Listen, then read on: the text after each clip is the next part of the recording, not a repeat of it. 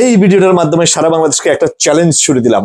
Challenge, dear English learners, ধরুন আপনি কাউকে আপ্যায়ন করে কিছু খাওয়াতে চান। এক্ষেত্রে আপনি তাকে বলেই ফেললেন, আজ আমি তোমাকে খাওয়াবো। এটার ইংলিশ কি হবে? যারা ইংলিশে কাঁচা তাদের কেউ কেউ বলে ফেলতে পারেন, I will eat you today, অর্থাৎ আজ আমি তোমাকে খাবো অথবা আজ আমি তোকে খাবো। আর আমাদের ইংরেজি শিক্ষকদের মাঝে যারা ইংলিশ খুব কম জানেন অথচ বেশি জানেন বলে একটা হামবড়া ভাব দেখান, তারা বলবেন I will feed you today. আমি আবারও বলছি, তারা বলবেন I will feed you today. I will eat you today এই বাক্যটা যেমন মারাত্মক রকম ভুল, তেমনি I will feed you today এই বাক্যটিও ভুল। তাহলে এর সঠিক ইংলিশ কি হবে? আজ আমি তোমাকে খাওয়াবো, এটার সঠিক ইংলিশ হলো I will treat you today. I will treat you today. আমি আবার বলছি, I will treat you today. Eat মানে খাওয়া, ফিড মানে খাওয়ানো, ট্রিট মানে কাউকে আপ্যায়ন করে কিছু খাওয়ানো। তাহলে দেখেছেন তিনটা শব্দের মাঝে কত পার্থক্য। ফিড শব্দটি মূলত ব্যবহৃত হয় কোনো অক্ষমকে খাওয়ানো অথবা খাইয়ে দেওয়া অর্থে। কোনো গরিব লোকের খাদ্যের যোগান দেওয়া, কোনো এতিমের খাদ্যের যোগান দেওয়া, কোনো পশু পাখির খাদ্যের যোগান দেওয়া, কোনো পশু পাখিকে খাওয়ানো, কোনো অসুস্থ ব্যক্তি যে নিজ হাতে খেতে পারে না তাকে লোকমাদরে খাইয়ে দেওয়ার অর্থেই ফিড শব্দটি ব্যবহৃত হয়। যেমন ধরুন আপনার কোনো বন্ধু অসুস্থ অথবা তার হাত ভাঙা, সে নিজ হাতে খেতে পারছে না, সেক্ষেত্রে আপনি তাকে বলতে পারেন, dear friend, no problem, I will feed you today. কিন্তু আপনি আপনার কোনো বন্ধুকে রেস্টুরেন্টে আপ্যায়ন করে খাওয়াবেন অথবা বাসায় এনে আপ্যায়ন করে খাওয়াবেন, এই ক্ষেত্রে কখনোই আপনি বলতে পারবেন না যে dear friend, I will feed you today. আপনি কি এক্ষেত্রে তাকে লোকমাদরে খাইয়ে দিবেন? আপনি ট্রিট দিবেন, সে নিজ হাতে খাবে। ব্যাপারটা তো এটাই। নাকি আপনার বন্ধুটা এতই গরিব যে তার কিনে খাওয়ার সামর্থ্য নেই, তাই আপনি তাকে ফিডিং করার নৈতিক দায়িত্ব নিয়েছেন। ফিজিক্যালি খাইয়ে দেওয়া ছাড়াও তো ফিড মানে to give food to someone who needs, কাউকে খাদ্য সরবরাহ করা যার এটার অভাব রয়েছে। আপনার বন্ধুর ক্ষেত্রে কোনটি? তাকে আপ্যায়ন করাচ্ছেন না গরিব বলে খাদ্য প্রোভাইড করছেন?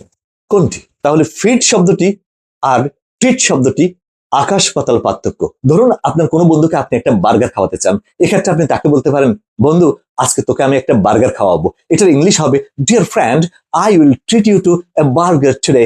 অথবা আপনি বলতে পারেন, I would like to treat you to a burger today. ধরুন আপনি তাকে লাঞ্চ করাতে চান, এক্ষেত্রে আপনি বলতে পারেন, I will treat you to lunch today. অথবা আপনি বলতে পারেন, I would like to treat you to lunch today. আপ্যায়ন করে কাউকে কিছু খাওয়ানো অর্থে নেটিভ ইংলিশ স্পিকিং পিপলরা কখনোই ফিড শব্দটি ব্যবহার করে না। তারা প্রধানত ব্যবহার করে ট্রিট শব্দটি, পাশাপাশি ব্যবহার করে ইনভাইট এবং হোস্ট শব্দটি। ট্রিট শব্দের ব্যবহার তো দেখালাম, এখন আমি আপনাদেরকে হোস্ট এবং ইনভাইট শব্দের ব্যবহার দেখাবো। ধরুন আপনি কাউকে আপ্যায়ন স্বরূপ ডিনার করাতে চান অথবা লাঞ্চ করাতে চান, এক্ষেত্রে আপনি তাকে প্রস্তাব দিতে পারেন এভাবে, I would like to host dinner for you today, অথবা I would like to host lunch for you today, অথবা I would like to invite you for lunch today, অথবা I would like to invite you for dinner today. এক্ষেত্রে আপনার কোনোভাবেই বলা উচিত নয় যে dear friend, I will feed you a burger today অথবা I will feed you dinner today. এটা কোনোভাবেই বলা যাবে না, কারণ আপনি তাকে আপ্যায়ন করে খাওয়াচ্ছেন। আপ্যায়ন করার ক্ষেত্রে আপনি যে শব্দটা ব্যবহার করবেন সেটা হলো ট্রিট। ফিড শব্দটা যেহেতু লোকমা ধরে খাইয়ে দেওয়া বোঝায়, এক্ষেত্রে কেউ কাউকে আদর করে লোকমা ধরে খাইয়ে দিলেও ফিড শব্দটা ব্যবহার করা যাবে। যেমন কোনো মা যদি তার সন্তানকে আদর করে লোকমা ধরে খাইয়ে দেয়, এটা ফিড। কোনো ছোট্ট বাচ্চা যখন সে নিজ হাতে খেতে পারে না, বড়রা যদি তাকে খাইয়ে দেয়, এটা হলো feed.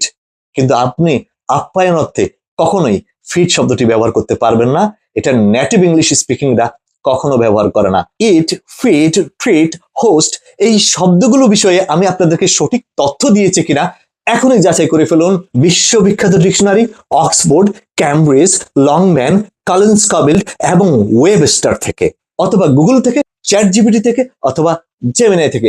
Thank you very much for watching this video.